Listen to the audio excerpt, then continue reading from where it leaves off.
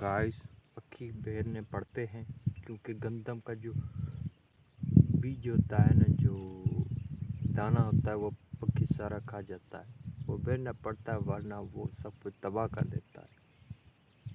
کیا کریں؟ تو کیسے ہیں آپ؟ امید ہے بالکل ٹھیک ٹھاک ہوں گے.